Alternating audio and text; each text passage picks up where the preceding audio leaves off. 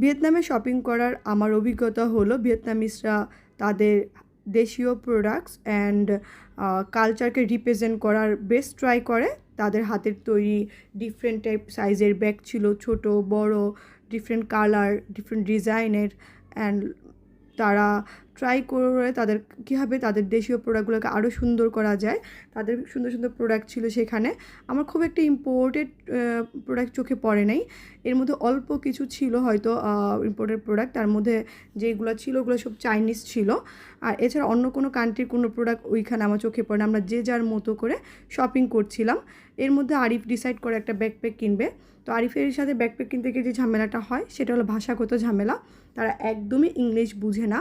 তারা একটা কাগজে কলমে তারা লিখে দেয় প্রাইসটা। তো আরিফ একটা প্রাইস বলে, আবার সে তার মধ্যে আমরা কনভার্ট করে দেখছিলাম যে বাংলাদেশি টাকায় এক একটা প্রোডাক্ট কেমন প্রাইস পড়ে, সেই অনুযায়ী আমরা প্রাইস করছিলাম। তো এর মধ্যে আমরা আরও অনেক প্রোডাক্ট দেখতে পাই, যেই প্রোডাক্টগুলোই দেখি মোটামুটি বেশ ভালো কোয়ালিটির ছিল, কিন্তু একটাই সমস্যা, সেটা হলো ভাষার সমস্যা।